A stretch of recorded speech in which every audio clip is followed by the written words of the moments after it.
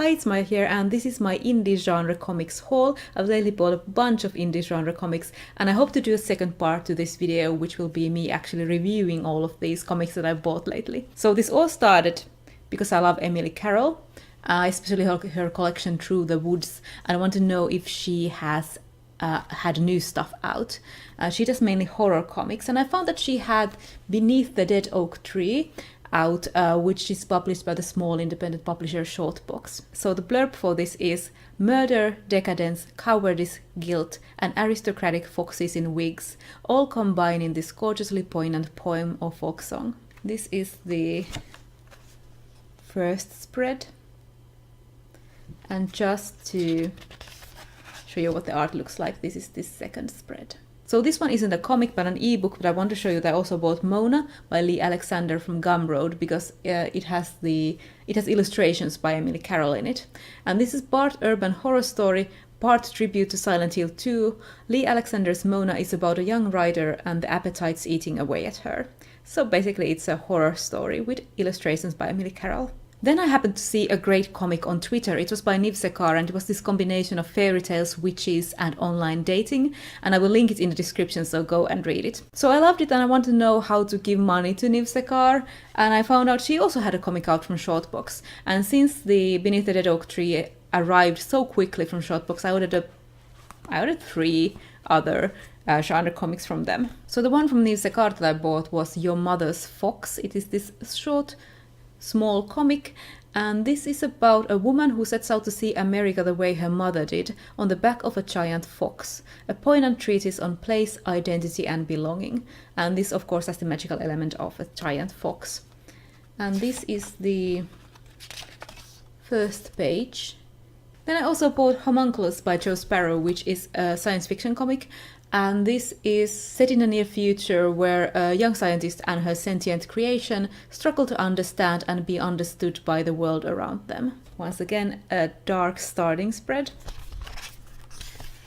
But this is the actual art.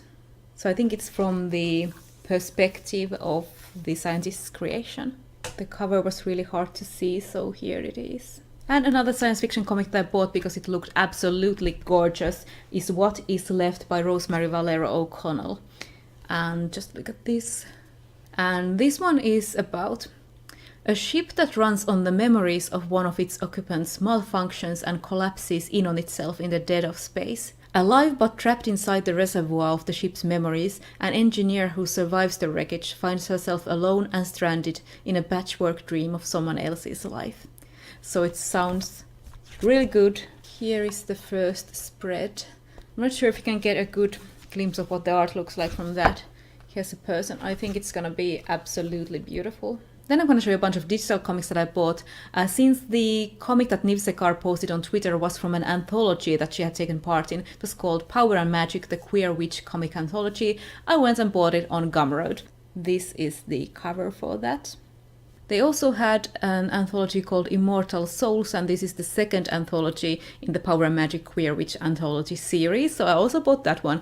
And then I went and backed their Kickstarter for an anthology called Heartwood, Non-Binary Tales of Sylvan Fantasy, so I should be getting the PDF of that sometime in January. From Gumroad I also bought How the Best Hunter in the Village Met Her Death by Molly Ostertag, which she put on sale because she was nominated for an Ignatz Award in the Best Story category, and Ignatz Awards are for small press creators and creator-owned projects from bigger publishers. And this is a comic about a hunter and a beast, and pride and ferocity, and the parts of oneself that must be met and fought in the darkest parts of an unfamiliar forest. I don't actually know if this has any genre elements, but I just wanted to show it to you. I bought also this comic. Then came the Helsinki Comics Festival. Becky Cloonan was a guest there, so I got my copy of By Chance of Providence signed. I have already read this one, I love this. It's, I would call them dark fantasy comics, like horror tinged fantasy. It has 3 separate stories that she first self-published, and then they were printed in this version by Image. And I had it signed. It's really small, but it's there. I was so happy to meet her because I love her stuff. I also bought her Inktober zine from last year's Inktober illustrations. So it's stuff like this. And this. And then I also bought a scarf from her. It is so pretty. I had seen it online and hoped that she had some with her when she came, and yep, this is mine now. Then I went to the small press and zine part of the festival and bought a bunch of random stuff from the creator that has the page slowquest.com. I hadn't heard of it before. I bought these 2 small leaflets. One of them is Some Wizards, Volume 1. It just has a bunch of wizards and their like bio or little description there. It looked adorable. And then I also bought Inventories of Adventurers, and it just has different fantasy inventories of different adventurers. Like the inventory of Cyrus Martiln. Probably a wizard. I also bought this magnificent wizard pin from them. There were different colors. There was a, I think, blue one and then this pink one, and they both were glittery. From another table I bought Ramble by Sergey Gudkov, and this seems to be a ramble in a post-apocalyptic world. So it starts like this. Then from the same table I also bought these Magical Girl, Fantasy Girl stickers by Manaeva. It's a little dog. So that was my haul. Like I said, I hope to do a separate review video of what I thought of these comics sometime soon. I also might add in reviews for these 2 indie comics I have on loan from Reija from the Bookfinch that I still haven't read.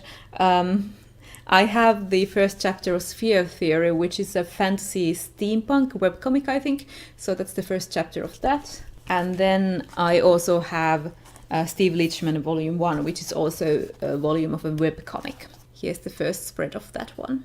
And I also might catch up with Phantomland by Maaria Laurinen. This is a comic that I've been following for a while, but I am not up to date. So I have the first 4 chapters of it in physical format. I might reread these and then catch up with the webcomic because she has come back to update that one. You know, let's see how much I can actually fit into one video. But let me know which one of these comics sounded the most interesting to you, and I will see you in my next video.